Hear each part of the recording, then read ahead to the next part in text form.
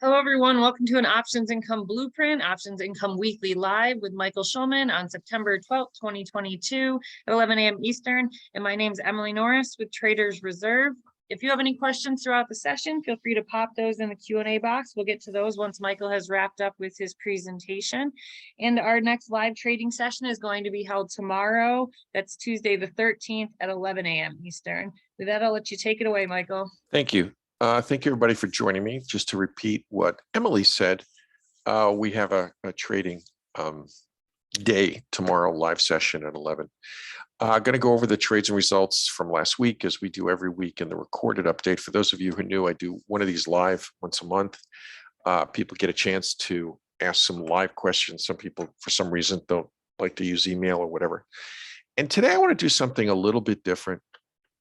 I hope you all know that I start everything with fundamentals. We may trade and close something in 3 days. We trade weekly or bi-weekly or what have you. And we talk about charts and chains and premiums and cash rates of return and annualized rates of return. But it all starts with fundamentals. And there's a deep core fundamentals before the value of the stock, before the competitive nature of a product in the marketplace, before the last earnings announcement. And that's one of the things I want to spend a few minutes on today to help you with your own identification and stock picking, and to give you some insight into some of the things I do that may help you understand better why to make a trade. So last week we closed a loser that I'm mea culpa. We didn't need to. We lost $8. We could have watched it expire worthless or close it for a couple of bucks the following day, but I didn't like the way the airlines were trading. It was no way to predict what's going on. We're beginning to get more volatility based on movements in the bond market. And I'll go over that in a moment. So we closed Delta Airlines. Frankly, I don't have regrets. There are just times you take a tiny loss because I did not want to roll the position. As I've said many times, I want to trade the airlines anecdotally. I do not want to stay in positions for a long time. I worked on the belief that 32 had broken down as a support price and we were going to 30. Turns out 32 did hold up. But we did generate lots and lots and lots of cash, which is why we are all here. You may look at successful, and I actually measure myself at the end of a quarter or a year on the percentage of winners and losing trades, because this is not a portfolio approach. But the other thing I measure on is, are we hitting cash rates of return? Are we generating money from positions where we're even underwater? And the answer is yes, we absolutely are. You can see that we shifted over to calls with Citigroup and Pfizer. I think we can get more bang for our capital because we can capture appreciation in cash. We did sell a new block, that's SQ, a new position that's a silly put, something as volatile as block. And it may be down today. I haven't looked because JP Morgan announced not the investment in, but the purchase of a fintech company that actually will better serve JPM's markets and payment processing in Europe. And we sold another put on Tuesday, on Friday. We only did one trade on Tuesday. Excuse me, we did two trades. We only did one new trade on Tuesday, but we did another one. And how are we doing? Last week, the cash rate of return was very high. So as I said, this isn't measuring how the total amount of capital allocated to what we do. I don't do it that way. Not a portfolio approach. Not worried about what we're doing on a Friday that way, but I am looking at cash rates of return. And of course, I want to see how many positions are underwater versus treading water. But this will go back to what I want to discuss in a couple of minutes, which is fundamental values and the fundamental importance of a company. So here's the overall performance. It was pretty good. It was pretty good. That's pretty good numbers. And so I know I've stopped, and maybe I'm finally either getting through to people, or people who I'd always gotten through to. I've just stopped emailing. But I think people understanding the important focus in this kind of a market on cash. If we do 25% a year in cash, then we're going to outperform the market. We're going to beat the market. And even if the core capital may be down because of the nature of the way we manage positions. So if we're down 15% and we do 28 in cash, then we're up 18. So there's different ways of looking at it, but that's the long-term approach, long-term thinking, long-term numbers, even if we're trading every week. So last week, what happened? The market came back to work from the beach, metaphorically speaking. And the way the bond market was moving, which is creating increasing amounts of volatility, and because the bond market, of course, spills directly, even in enormous amounts of algorithmic trading between the bond and the equity markets, more than 90% of traders now expect a 0.75% rate increase this month, next week, and it was 55% just a few weeks ago. What are they thinking? I don't work on Wall Street. I don't work in a big bank. Following the Fed is I follow people who follow the Fed. There are eighth graders who could tell you that, of course, Chairman Powell has to raise rates 0.75% because not only is inflation, if it is abating, it's abating slowly. It's much more about his credibility, and he pretty much said so at Jackson Hole. What's the big surprise? We did see towards the end of the week, once the bond market has absorbed what they think the rate will be, the volatility is lessening. So the question is, what does the market see for October and earnings season? And that's yet to be seen. I think the market's waiting to see language that would indicate what's going to happen at the next Fed meeting in October, not just September, and how earnings are going. And anecdotally, you could say that earnings aren't as good as last year's growth, but earnings are better than expected. And so there's a tug of war. But here's what I want to get to in fundamentals. So if you're brand new, this may be a shock. We do charts, chains, premiums, cash, rates of return, but it all starts with what is going on in the real world. I want to start with Warren Buffett. He has an economic moat principle for brands, meaning he never invested in, said, a tech company. If I can't understand it, he would make jokes. If I can't eat it or sit on it, I don't necessarily want to buy it. But he got convinced years ago, and it's now as big as position. Apple is the consumer marketing company of great products with one of the world's most powerful brands, one of two, that and Google.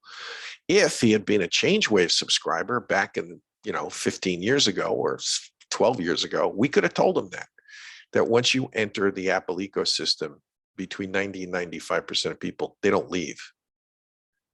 And that's his economic moat. That's his brand moat. And I find them to be very important. And a lot of companies want to lock you in digitally, with your rewards cards, your Target this, your United Airlines that. But there's such a thing as companies that are too important to die. And I'm going to define it. That means that if they evaporate, if they went down a rabbit hole, then they would cause significant damage to the US and world economy for at least 3 years. And actually, there was news today that is beginning to touch on something like this, not about something dying, but a trade relationship that is dying. Didn't get a lot of coverage.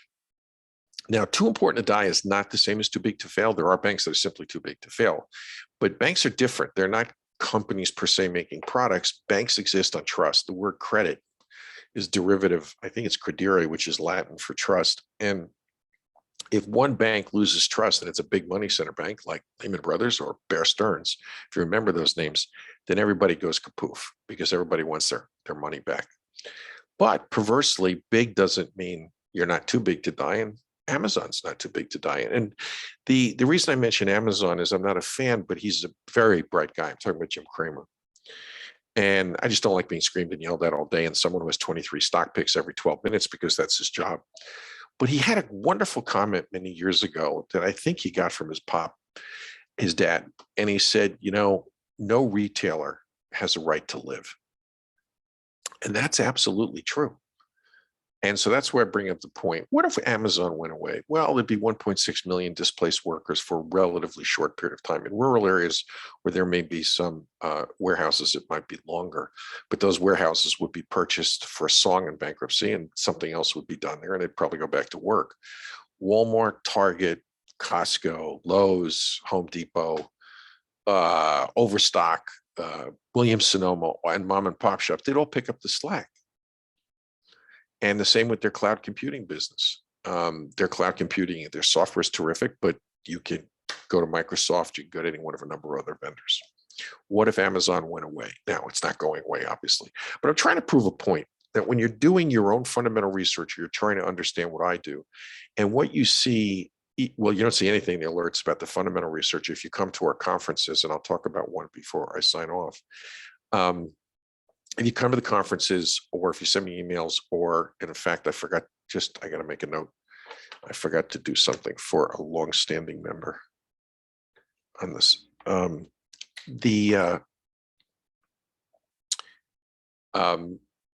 This is what I do to get everything going. And so there's the fundamental research on product, on growth, on revenue, and earnings, but it goes pretty deep in the real world. So, for example, and this is why I mentioned today was pretty big news, no applied materials, there's no fabs being built practically anywhere in the world or repaired. If for some strange reason a spaceship came and took the entire company and took it to Mars, that's it, because they have irreplaceable technical competence as a company. It's not just a set of employees or a certain set of machine tools, it's the whole package. And the reason I mention it's important, the Biden administration now has the legal ability to restrict exports to China. They've always had it, but reinforced. And they've warned and they've told Applied Materials, I'm trying to think of the big ones in the United States, Lam Research, KLA, Tencor, that they cannot ship equipment to China to make chips with nanometer size of 14 nanometers or under 14 nanometers.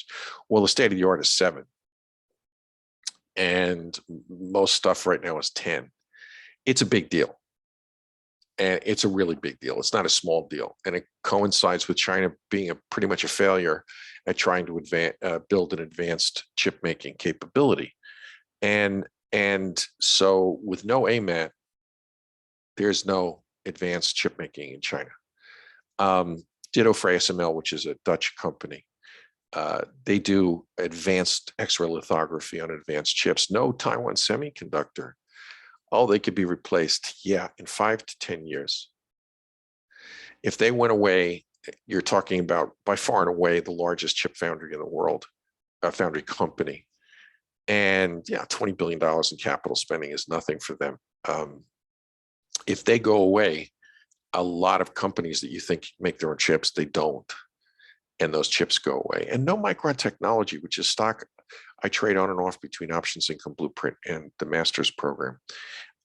If they went away, there'd be a minimum of a 3, possibly a 5-year backlog for solid state memory, which we call flash memory or SSDI, and a tremendous lingering long-term impact on the pace of technology development in the area of SSDI. So it's just an example. There are others, but these are stocks that I wanted you to take a look at. Now, in biopharma companies,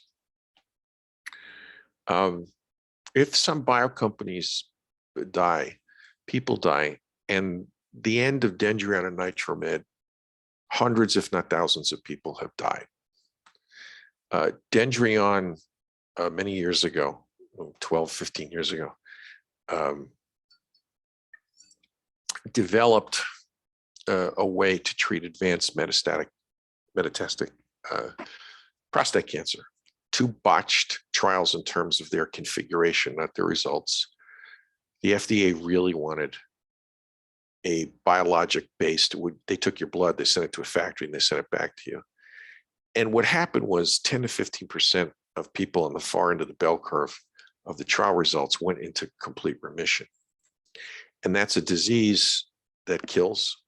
And the only known treatment extended life, I believe, 17 weeks on average, and was so harsh, many men refused to take it after a while. Well, the committee approved it. And the guy, I was at the committee meeting, and an experienced analyst named Manuel Law said to me, staff's going to overturn it. Staff did. It was denied. CEO not fiddled around with the books, but sold some stock when he should, and company went under. And people are dying because the treatment went away. Nitromed developed a heart medication based on 2 generics, which caused the first problem. And they found out that it was extraordinarily effective in African Americans, and no one believed them. So they ran an African American trial, and it was unbelievable results, more than a 40% reduction in hospitalization and critical care rates. And the company went under because they tried to sell it themselves. rather than go to a company with its own sales force. So people can die when companies die, but that doesn't affect the economy. And that doesn't mean that they're too big to die. But the vaccine companies that have somewhere between a minor and a major miracle, they go away. We have real problems. Pfizer, BioNTech is its partner that does the core research, and Moderna with the messenger RNA vaccines. What they developed, which was an incredibly short period of time, was based on 40 years of research, which I guess it's karma, really started under Anthony Fauci 40 years ago with AIDS research at his institute at the National Institutes of Health. And if they don't do what they do, we're either locked down or 10 million people are dying and not a billion. But you can't make those vaccines without plasmid DNA, and the company is Danaher. Now, we trade Pfizer. We don't trade the others because they're high priced. Danaher is not liquid. But Danaher, 4 years ago, it's a life sciences company that no one knew about, bought a plasmid DNA provider, the biggest one in the world, which was still a little company because plasmid DNA wasn't exactly ubiquitous. And they were roundly criticized for what they paid. Well, they've doubled in size. They're a $30 billion company now, in addition to their water and their other life sciences supplies. They go away, we have a real problem. And these are the kind of fundamentals that you go, an analyst on Wall Street that follows Biopharma and follows the plumbing underneath Biopharma, which would be the Illuminas of the world. Illumina would be another company that is too big to die. This is important when you're analyzing companies before you go to analyzing their stock. But let's talk about something we trade all the time, because this isn't a company that makes a product that can't be duplicated. Everything that GM does is done by 30 or 40 companies around the world. However, GM is such an integral part of the industrial economy of the United States, which is roughly 20% of the workforce. If the company had failed, the estimate the GDP pit was $140 to $200 billion. And if the industry failed, which would be Chrysler and Ford as well, because if GM had failed, gone bankrupt without paying bills, then their suppliers go under. Their suppliers go under. Ford and Chrysler go under. At least 3 million jobs lost. And that includes people making sandwiches in the parking lot for the workforce. And it would take a decade at a minimum, I'm being modest here, to replace a company with GM's reach. So there are companies that don't necessarily have a product like plasmid DNA or a vaccine that are so critical to the functioning of the economy, they're too big to die. And that means there's always going to be a core value in the company that never goes away. It's the kind of company you want to trade. And as I said, and I've been, by the way, I've been to the Flint plant and wrote a book that was one of the 4 case studies. It's called Made in America. And I was there after the layoffs. This was 2011. And it was a ghost town. I mean, you're talking about 88,000 jobs being cut to 5. And it looked like Berlin after the Russians got through with it in 1945. It was unbelievable. And that shows what would happen if a company like GM disappeared. So how do you trade something that's too big to die? Remember why I do what I do. I love fundamentals. When I met Dave Dern 21 years ago, I started working for him. It was all about fundamentals. And as the world changed, we changed with it. That brand moat, especially when it's supplemented by too important to die, supports the core value of the stock.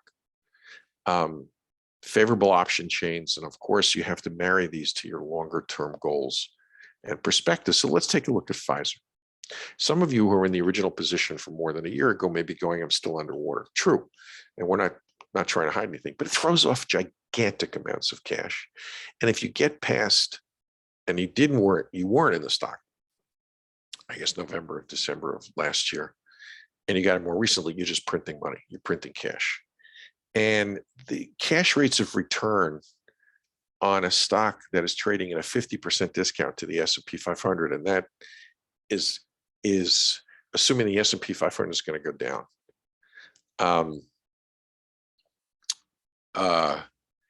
It's just very, very, very high rates of return for a company that has doubled in size because of COVID, has executed almost flawlessly. And that's the reason BioNTech partnered with them. It's the dream stock to say, I'm not going to worry about the company for the next couple of years, and I'm going to chug along and get my 1% a week or my 0.5% a week. And that's what we do here. So to that point, volume's back. We're back. We're going to be trading with more volume. And we have to be cautious. Obviously, what will the market do in advance of the Fed? Plus the CPI comes out tomorrow. Because of gasoline prices, the overall CPI will be down. The question is what's core CPI? Because the Fed has actually three numbers, but one is not reported tomorrow. The two numbers are core CPI and CPI overall. Core is more important. The third number is called the underlying inflation gauge. And that's what sort of hardcore, pinhead economists, that's not meant pejoratively, that's just a term. That's what they look at. The Fed's economists are looking at the UIG, and that won't be out tomorrow, but it'll be out soon. And we're going to focus on some of the more defensive sectors, such as biopharma. And there are a lot of the what are called defensive plays just don't have premium, but enough defensive plays do have premium. We can do it. Oops, excuse me. One last thing is we have something called the Millionaires Trading Club. We do it in Las Vegas. We do it in October. It's a blast. Given the quality, thank God for all you all, I'm not the only speaker. Dave will be there, Jeff Wood, a whole bunch of people are there, and it's a range of topics. What I'll be covering is structures for portfolio management. We'll be going over picking stocks, especially if you're a contrarian, the mechanics of short-term trading, plus we trade. So make a couple of trades, you pay for the whole trip. And Emily will post a link in the chat box. It was very successful last year. I always develop fresh material for it. It's somewhat different if you've been to IBL in Florida. It's not the same topics. There's no overlap. There's significantly more emphasis on integrating the structure of your portfolio with how you trade. That's not necessarily something that I discuss at length. There was even in training. I'm not a registered advisor. This is sort of generic portfolio advice, but it's about how to structure it so you have a speculative component, you have a cash-intensive component, let's say our 4 core stocks that we have here, and then there's the opportunistic things, and you sort of arrange your portfolio, your capital allocation accordingly. So it's really good, and I have office hours there, so we can meet one-on-one by the time you're there, and all the specifics you can get from contacting customer support. So with that, let's go to your questions.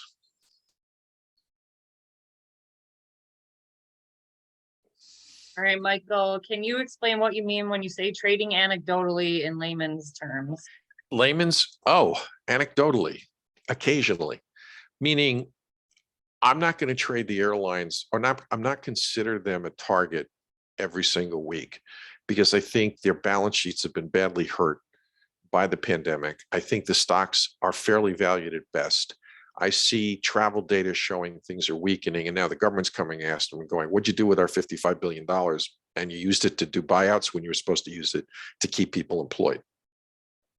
And that's going to be in the headlines for a while. On the other hand, they're good companies. It's not easy to manage an airline, and managing through the pandemic was a real win for them, with our money, by the way. And travel has significantly picked up. So I look at charts, I look at chains, I look at news events that might be coming, whatever. So we'll trade it, and maybe we'll trade it for a week or two, but I'm willing to take a little loss so I don't stay in it for 6 weeks. Because if Delta Airlines punches 30 and goes down, based on historical metrics, it could go down a lot more, and it has earnings in the second week of October. So that's what I mean. We will trade it, but it's not one of those things I would say, well, it's not a core stock, but you should trade it every week. You could trade Apple every week. You don't want to do that with an airline and many other stocks.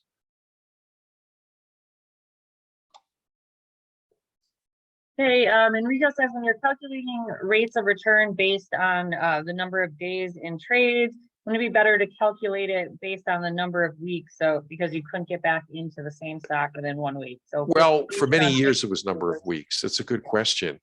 But we have enough people who trade aggressively and they go in and out of positions. Wall Street does it by days. So we had to conform to what the industry does. I'd say the first 5 years of options like a blueprint, it was always by weeks. But now we do it by day. We have gotten into a stock within the same week. We've traded it more than once, not often, but it's happened. Yes, that's true. Absolutely. Hey, Steve says, do you have any insight into the weakness today in fertilizer stocks like Mosaic and CF Holdings? It goes up and down based on headline news. Let's see.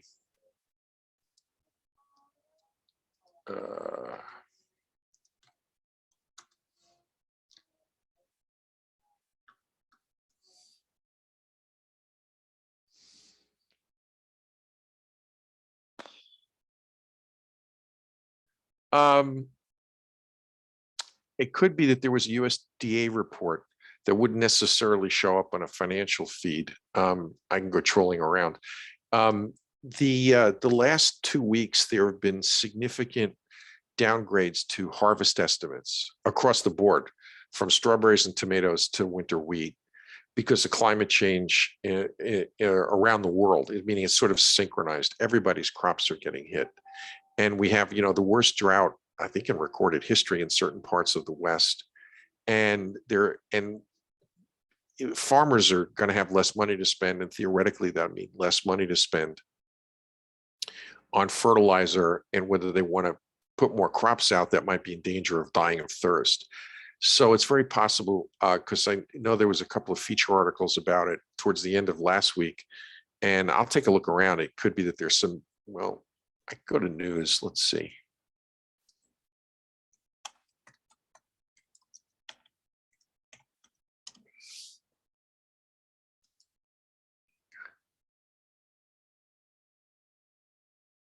No, but I'm assuming that's what it is. The only other thing would be there could be something related to world grain prices that are not related to climate that I just don't know, but that could be the reason. Michael Rogers says there may be a train strike as most fertilizer is transported by rail. You're smarter than I am, because that's exactly where they went down. I'm sorry. This gentleman is right. I didn't put two and two together. Almost all of it's transported by rail. The Biden administration had put a freeze on, and there's what is known as mandatory voluntary negotiations, but not arbitration. And there's an innumerable number of unions involved, and 1/3 of them have agreed to a package put together. But the other 2/3 haven't said that they like the package that's been negotiated, and it's looming. It's around the corner. I think it's the 19th, but I'm not sure. And yes, and it's something I was planning on discussing in the live trading session tomorrow and next week. And I really didn't put two and two together with fertilizers, though. Thank you very much. Hey, Charlie asked if you can comment on the Sunrun 35 call. Not much to say. We'll roll it. I'm staying in the solar stocks, and I'll try to roll it up to a 40. All right. Is there a better way to protect capital? Recently, we've had quite a large number of large up and downs in the market, to make sure that you're not on the wrong side and losing a lot of capital as you generate cash. Example, if shares are assigned and then the stock immediately takes off, and once you sell calls on the new higher price, it goes the other way again, with the example of Marvel. Wouldn't it be better sometimes to sit out a put for a month and wait to see if the stock reverses? Well, Marvel's a core stock, so we trade it every week. Other stocks, we would do what you suggested. If you want to protect your portfolio, you buy puts or you sit out, but we never sit out. We trade through everything. It's a market neutral service. And the larger issue is you have to adopt a long-term perspective from where your portfolio is going, and then take a short-term approach to trading. And it's not kind of unique. It's unique. You have very short-term trading that's excellent. A lot of, like Dave and Jeff's service. And then you have people who are buy and hold people, occasionally selling calls, and we do both. Which is, they're a fabulous company. Micron is Marvel is grossly undervalued, et cetera, et cetera. And I'm willing to wait it out and just keep on trading every week to generate cash. If you're concerned about the overall value of portfolio over Friday, this could be a tough market for you. It ain't going to work. We're not necessarily out of the woods from the impact of interest rates on the bond market and equities.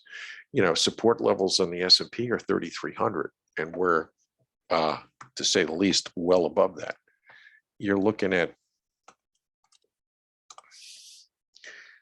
oops, Well, let's do it this way, be easier. The S&P is trading at 4113, and there's a 20% downside technical risk to the market if there was something really kablooey, like a 1-point interest rate increase, or the Fed, which is not going to happen, but the Fed says we're going to do 10 0.75s or something like that. But there's a lot of downside risk, and the way you do it is you either hedge a position or hedge a portfolio by buying puts. But in terms of generating cash, I mean, the core philosophy here translates long-term thinking, short-term trading, and that translates into the tactics we use. So I'm not changing the tactics.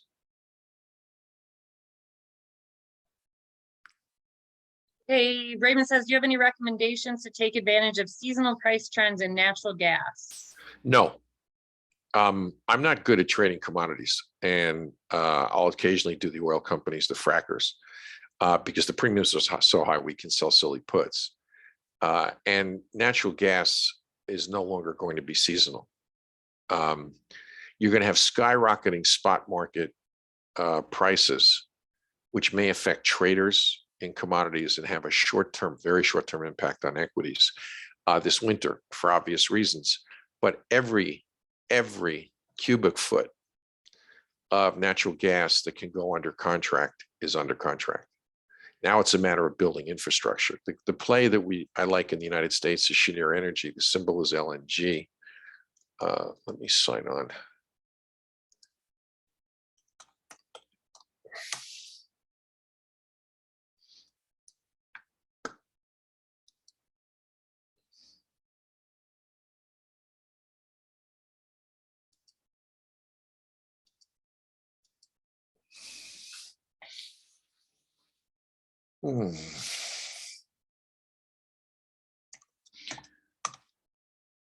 Yeah, I'll show you the chart. Cheniere Energy was the first and is by far the largest liquefied natural gas exporter in the United States. And is the 2-year chart. It was down here, it was about 50, and now it's 160.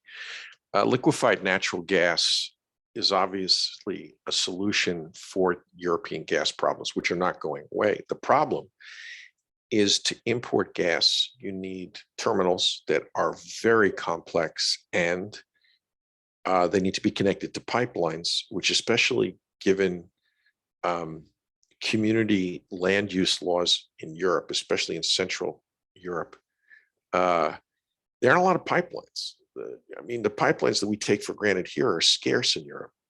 So there's only so much capacity. And you can't look at seasonal spot market prices, especially since the invasion of Ukraine. So I wouldn't put any money to work based on, oh, it's going to be a bad winter. That's priced in. And one of the things that's also is how many liquefied natural gas carriers are there in the world, physical bulk carriers. And this all is really complex engineering and construction. It takes a long time. Cheniere's construction plans are announced 5 years in advance. And by the way, if you're ever reading about it, LNG facilities are measured in trains, how many trains they can accommodate. And that would too, to the point of the rail strike, that would affect LNG shipments too, which is the Biden administration's equal concern in terms of the impact on Europe and European support for the Ukrainian war. So the bottom line is, it's not something we're going to do here. And unless you're really expert in trading fossil fuels, it can get dicey.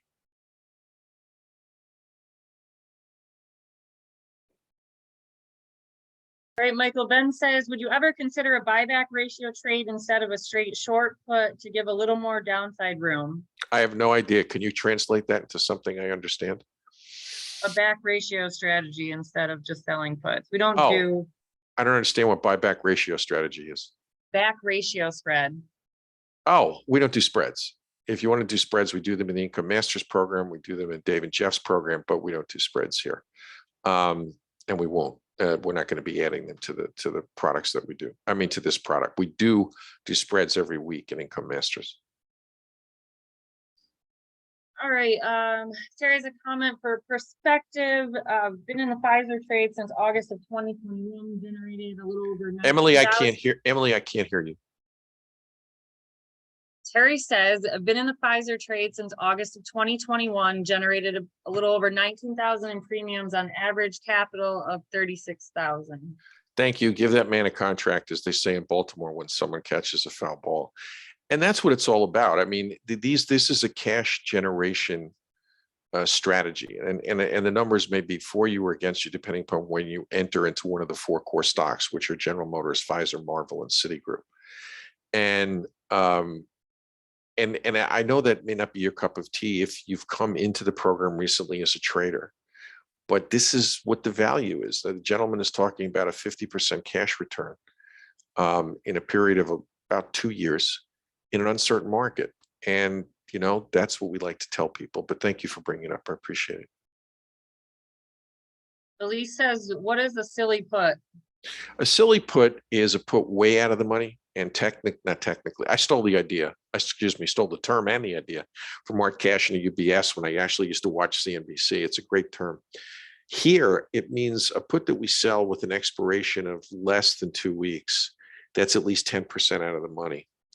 And if it's more than 2 weeks, it's less than 15% out of the money. Now, they typically, when I started doing them, they had 15 to 18% target annualized returns. The stocks that we're doing it now are 25% or more. Typically, they sometimes may be less. They're one of the most popular tactics. I get emails asking for a list, but the list is very episodic. You know, it depends upon what's going on in the market. But you'll see fossil fuel companies like Devon. You'll see extremely overvalued, extremely important companies like Trade Desk, Zim Integrated Shipping. There's a number of companies where the silly puts are there every single week, and it just depends upon how you want to trade them. And you know, more and more they become more important in a market where I'm much more concerned about not getting trapped in a position in case the market does go south more than it had in recent weeks. So I don't necessarily want to roll too many positions.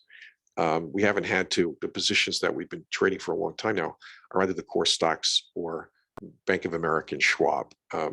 When the financial sector fell out of bed, and we're almost done with Schwab, and we'll be out of Bank of America, I think, by the end of the year. So, so silly puts are an important component here. Michael, can you discuss the difference between income masters and options income blueprint? Sure. We have it's pretty much a put selling service. We occasionally sell calls, and, you know, we trade 100 trades a year, roughly, a little more, a little less, preferably more, but depends on the market. And there's comprehensive training materials. And if you come to our live conferences, I think you get member discounts, all that sort of stuff. What Income Masters is a major superset of Options Income Blueprint. Options Income Blueprint was our initial service for several years. I think it's a story I haven't told in a while. Did something I've never done before or since. A member sent me an email, wanted a coach. Sorry, I'm not a registered advisor, but the term coach stuck in my head, Dave Durham's head. So I went to New York. We had breakfast. I told him to call customer support to get his money back because he was checking stock prices before the market opened. You know, the gentleman, the nervous system wasn't there. This was something he needed coaching, which is why he reached out. And so we developed a six-figure portfolio coaching program. It was extremely successful.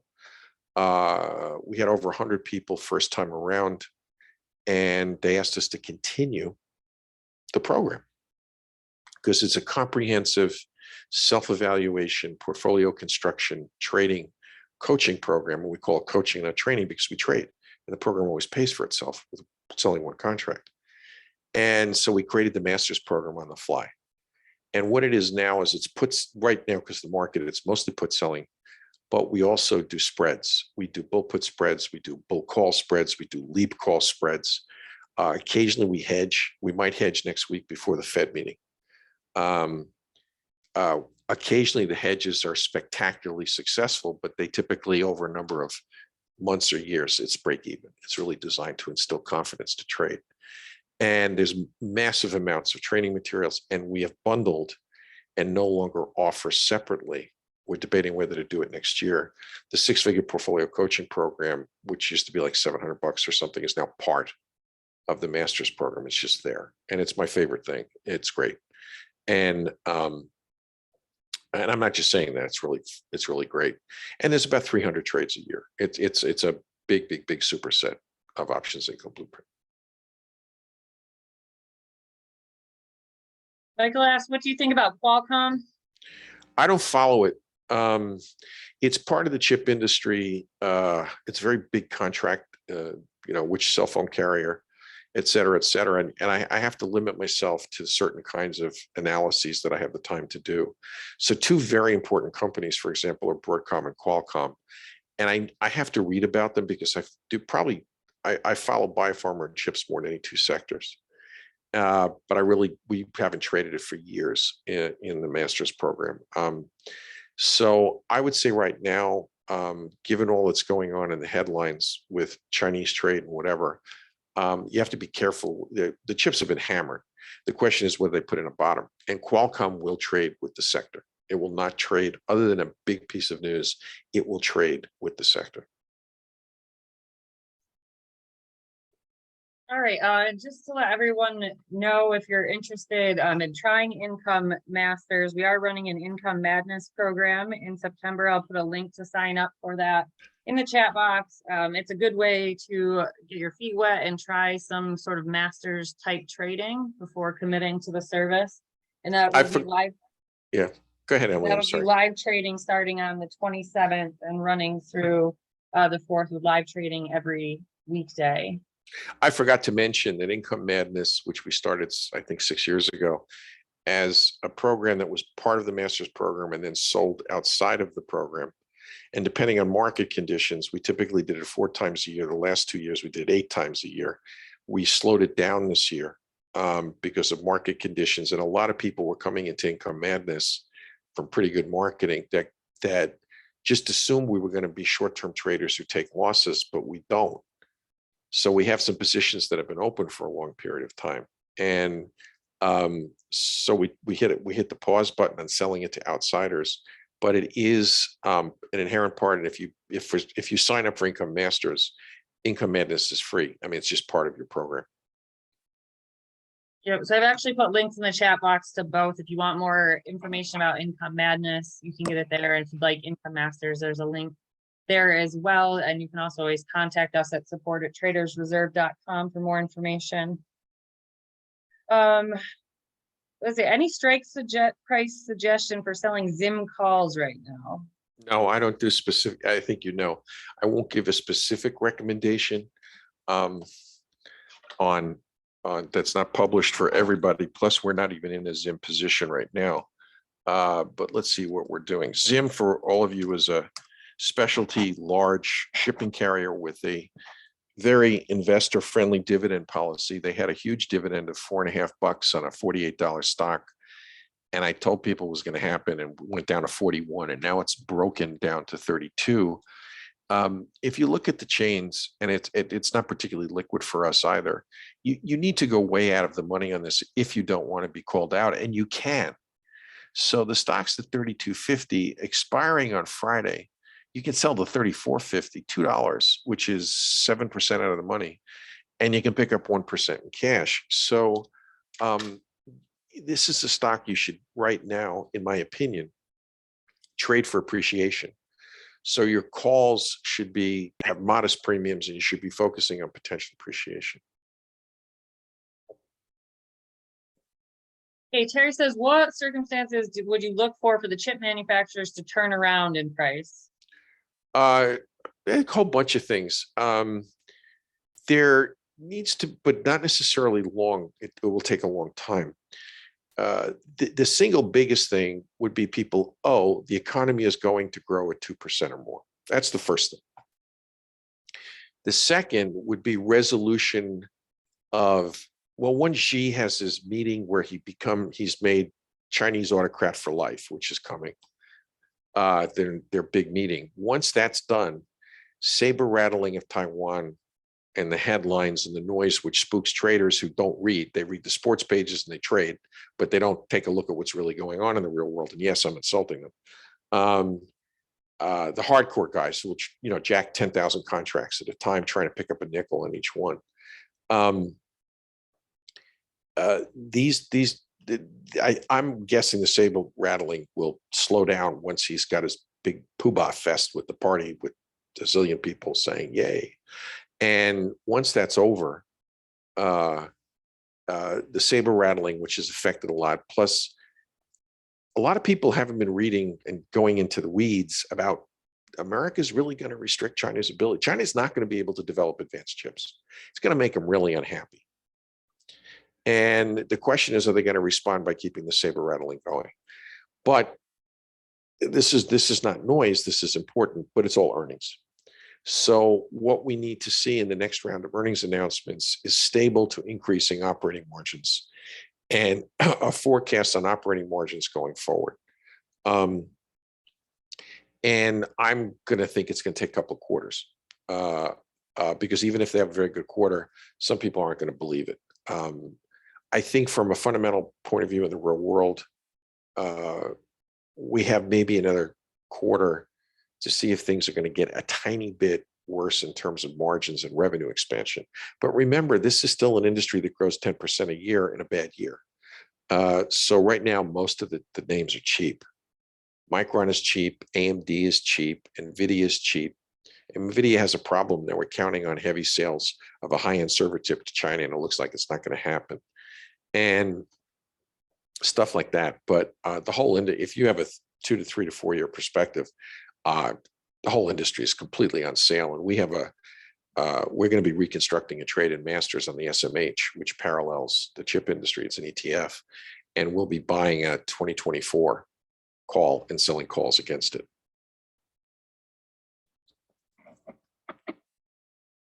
Hey, Michael, that's it for questions. Well, this was great. Thank you all. And if you have other questions, please shoot me a note. Great. Thanks, Michael. Thanks, everyone, for joining us. We've recorded this session and we'll be posting it to the member website. You'll also be receiving it in email form as your Options Income Weekly newsletter. I hope you can join us tomorrow at 11 a.m. Eastern for our next live trading session. Thanks and have a good day trading.